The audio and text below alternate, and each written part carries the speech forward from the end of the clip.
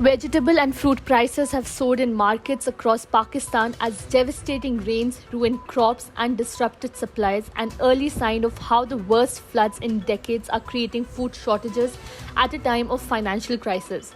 Pakistan's 220 million people are already facing rampant inflation, with consumer prices up 24.9% year on year in July. The economy is in turmoil, with fast depleting foreign reserves and a record depreciation of the rupee against the US dollar.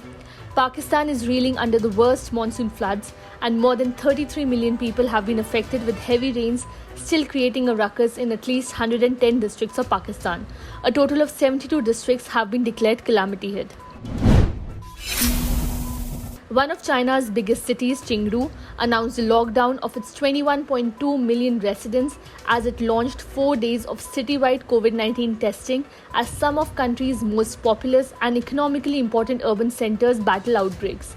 All residents of Chengdu, the capital of Sichuan province, were ordered to stay largely at home from 6 p.m. on Thursday, with households allowed to send one person per day to shop for necessities, the city government said in a statement. Chengdu is the largest city to be locked since Shanghai was shut for 2 months earlier this year. It remained unclear whether the lockdown will be lifted after the mass testing scheme is carried out through to Sunday. China's technology hub Shenzhen on Monday ordered the closure of the world's largest electronics wholesale market to contain the recent spike in coronavirus cases in the southern city. Thousands of revelers hurled some 130 tons of overripe tomatoes at each other on Wednesday in the eastern Spanish town of Bunol as the Tomatina Festival celebrated its 75th edition after a 2-year lapse due to the pandemic. The tomato fight started at midday when 6 trucks loaded with tomatoes drove through the main street, distributing the sappy projectiles for an hour while partygoers threw them and covered each other in red juice. The Tomatina is said to have originated from a spontaneous bust-up amongst villagers in 1945.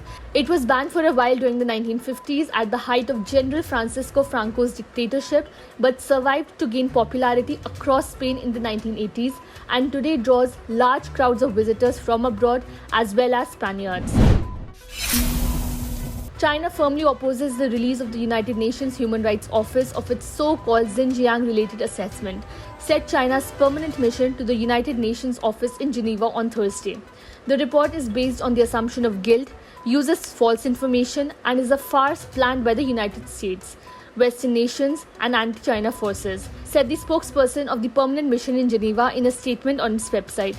UN Human Rights High Commissioner Michelle Bachelet released a controversial and a long-delayed report just hours before a 4-year term ended. The report accuses China of having committed crimes against humanity in Xinjiang. The report, hinting at abuses on the Muslim minority in Xinjiang, was released despite Beijing having put substantial pressure to block the report for the remaining part of the year.